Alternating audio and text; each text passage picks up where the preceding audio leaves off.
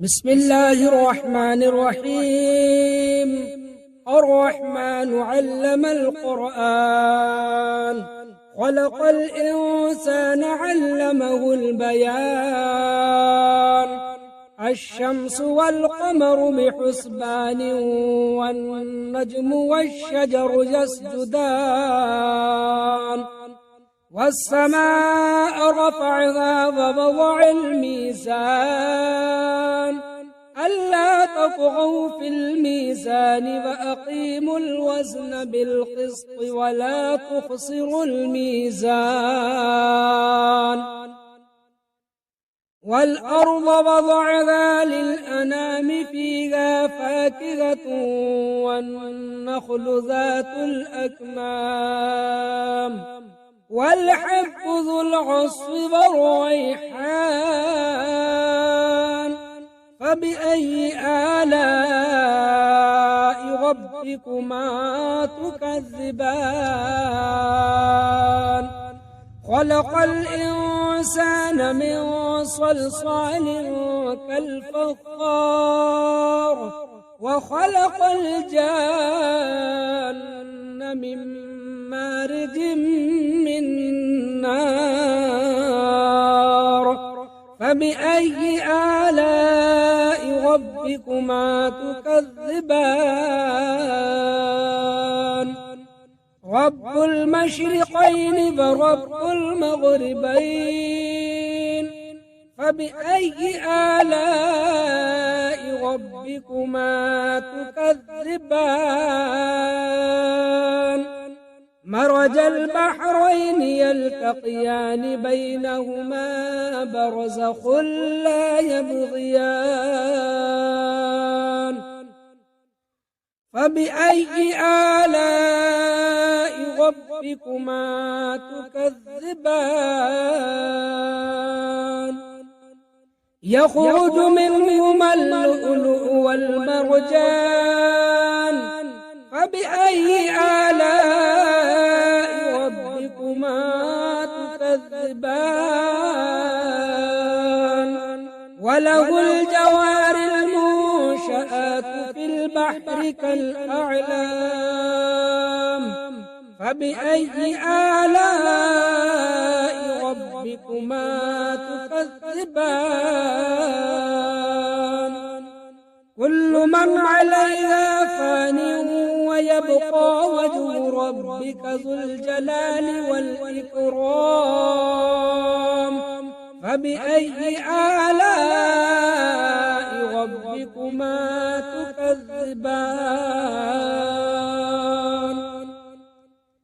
يسأله من في السماوات والأرض، كل يوم هو في شأن. فبأي آلاء ربكما تكذبان؟ سنفرغ لكم أيها الثقلان،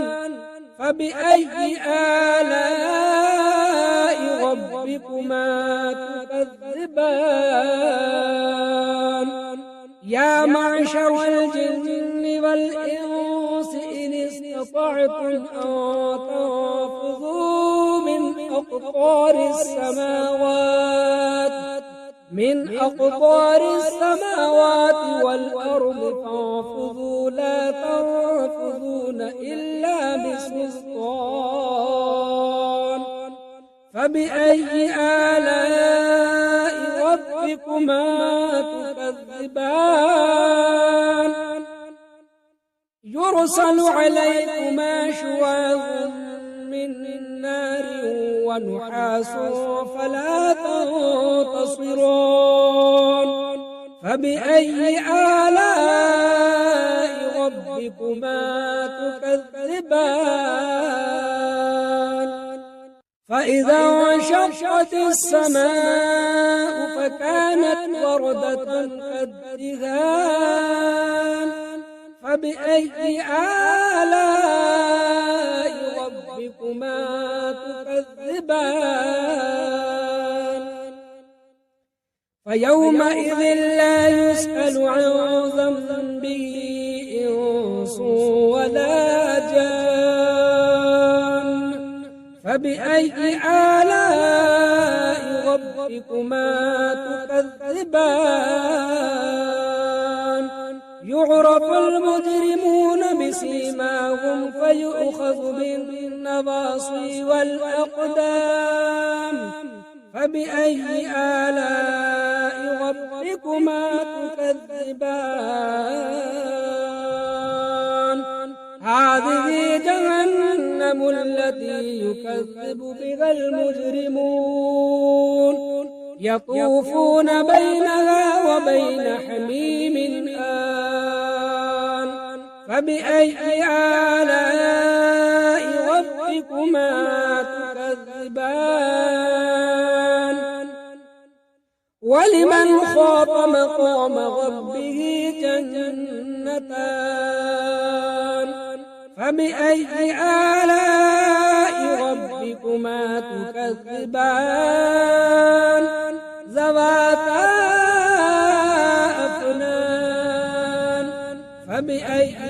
آلاء ربكما تكذبان فيهما عينان تجريان فبأي آلاء ربكما تكذبان فيهما من كل فاكهة زوجان فبأي آلاء ربكما تكذبان متكئين على فرش بطائنها من استبرق وجنى الجنتين دان فبأي آلاء ربكما تكذبان فيهن قاصرات الطرف لم يطمثهن إنس قبلهم ولا جان فبأي آلاء ربكما تكذبان كأنهن الياقوت والمرجان فبأي آلاء ربكما تكذبان هل جزاء الإحسان إلا الإحسان فبأي آلاء ربكما تكذبان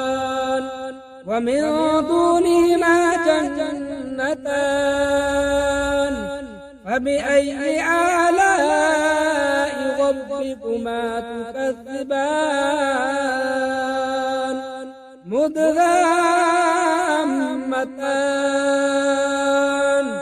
فبأي آلاء ربكما تكذبان فيهما عينان ضاختان فبأي آلاء ربكما تكذبان فيهما فاكهة ونخل ورمان فبأي آلاء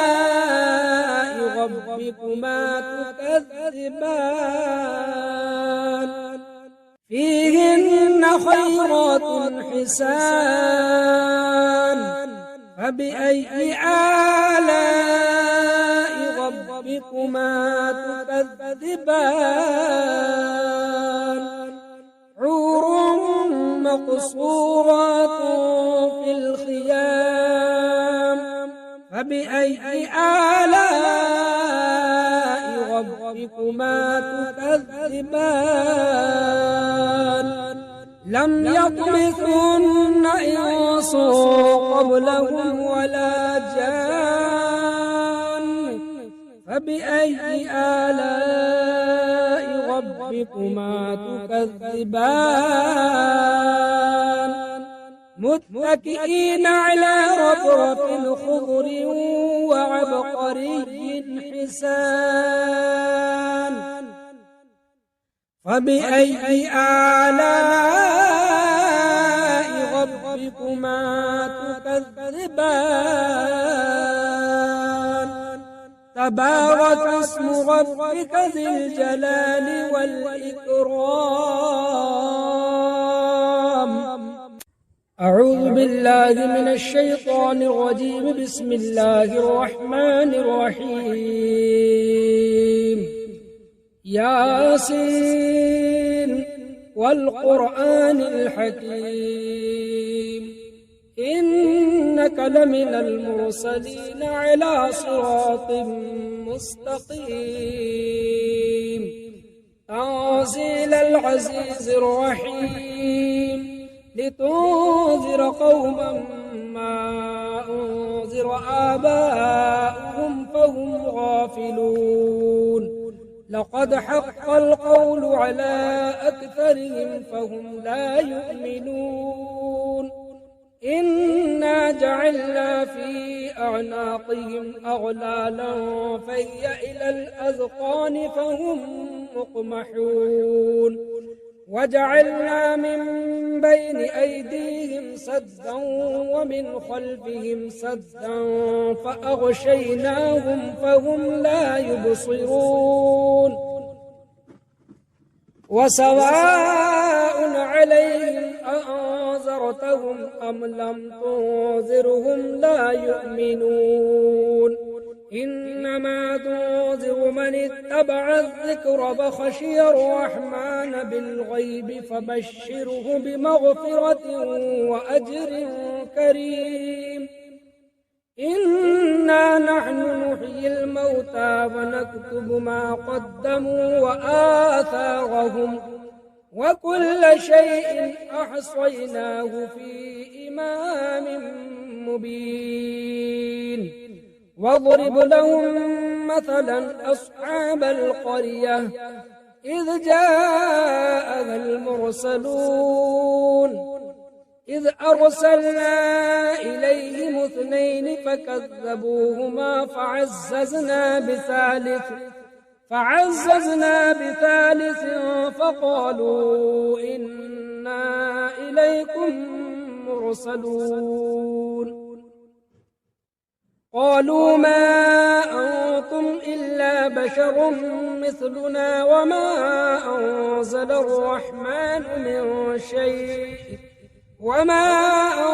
الرحمن من شيء إن أنتم إلا تكذبون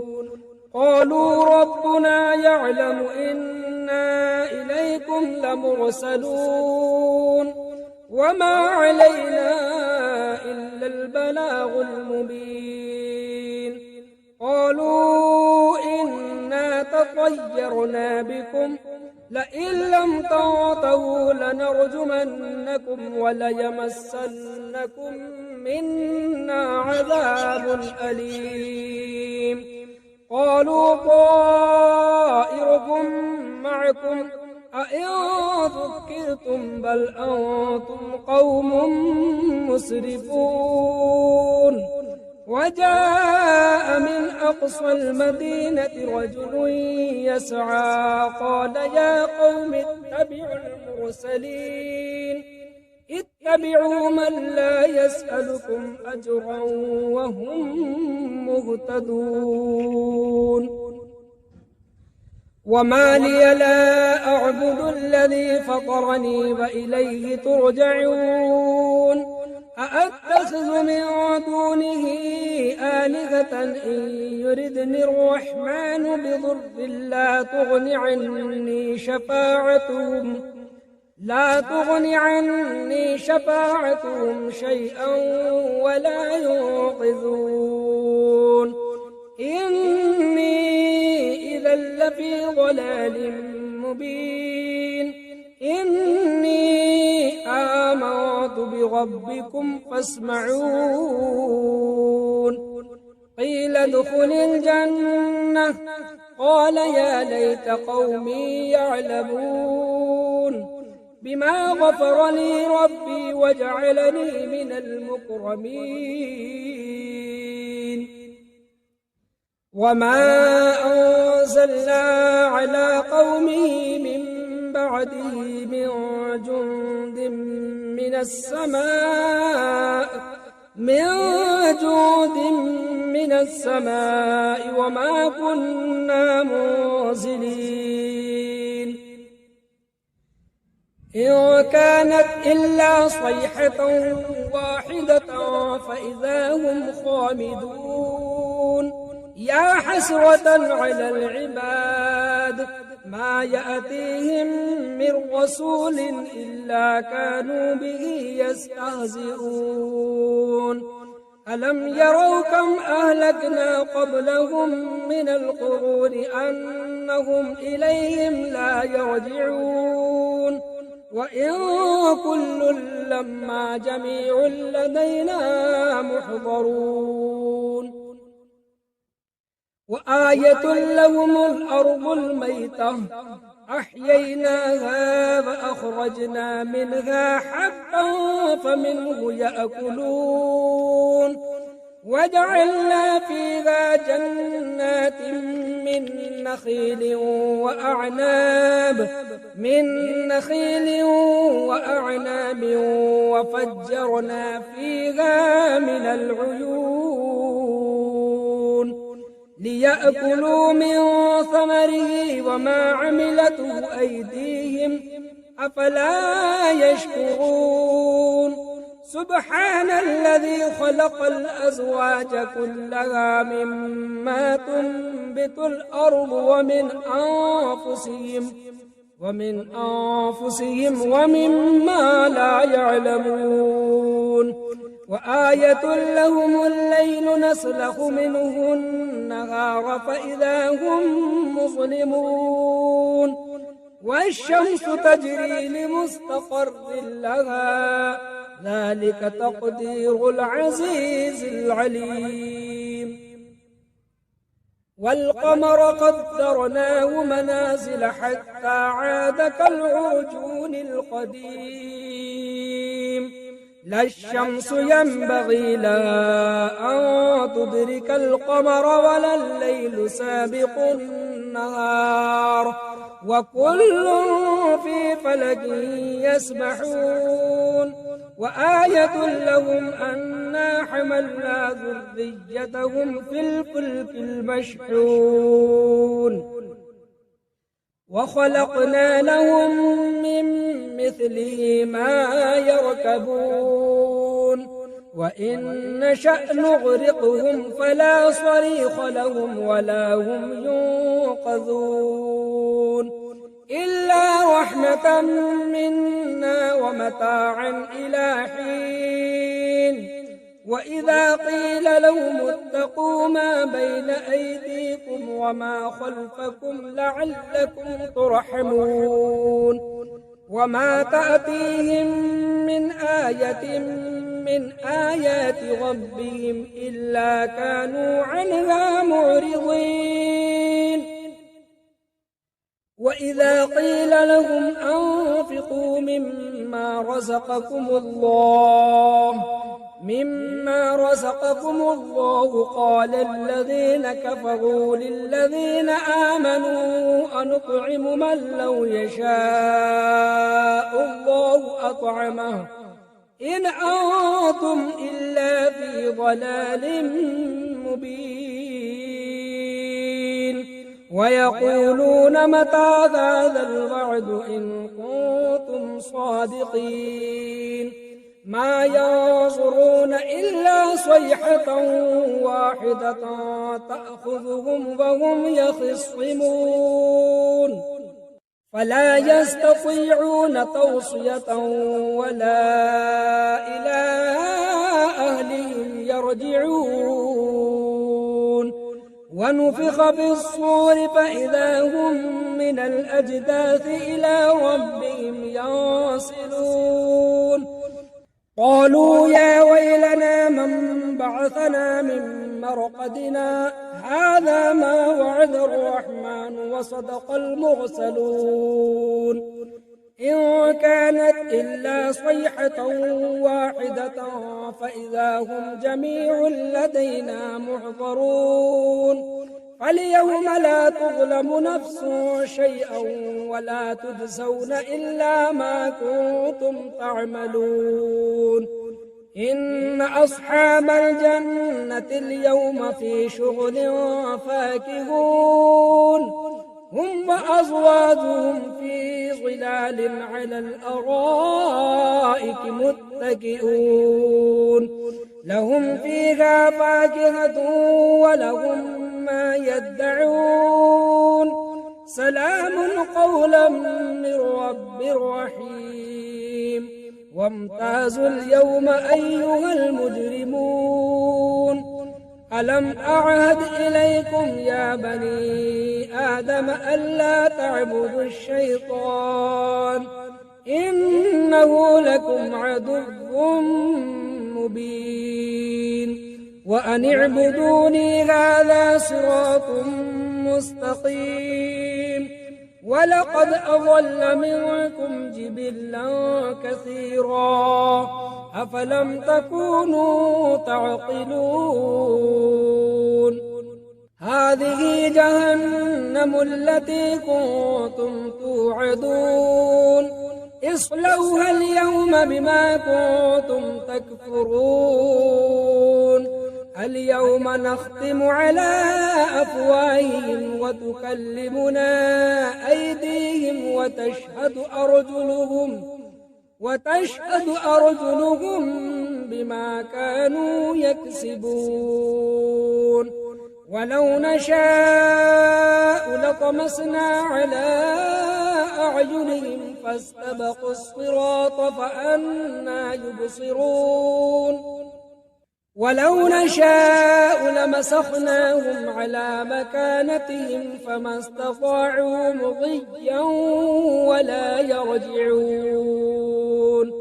ومن نعمره ننكس في الخلق أفلا يعقلون وما علمناه الشعر وما ينبغي له إن هو إلا ذكر وقرآن مبين لينذر من كان حيا ويحق القول على الكافرين أولم يروا أنا خلقنا لهم مما عملت أيدينا أنعاما فهم لها مالكون وذللناها لهم فمنها ركوبهم ومنها يأكلون ولهم فيها منافع ومشارب أفلا يشكرون واتخذوا من دون الله آلهة لعلهم ينصرون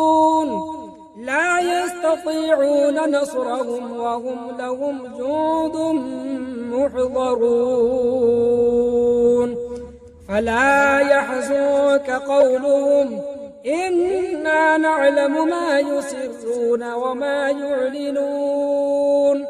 أولم ير الإنسان أنا خلقناه من نطفة فإذا هو خصيم مبين وضرب لنا مثلا ونسي خلقه قال من يحيي العظام فهي رميم قل يحييها الذي أنشأها أول مرة وهو بكل خلق عليم الذي جعل لكم من الشجر الأخضر نارا فإذا أنتم منه توقدون أوليس الذي خلق السماوات والأرض بقادر على أن يخلق مثلهم بلى وهو الخلاق العليم إنما أمره إذا أراد شيئا إذا أراد شيئا أن يقول له كن فيكون فسبحان الذي بيده ملكوت كل شيء وإليه ترجعون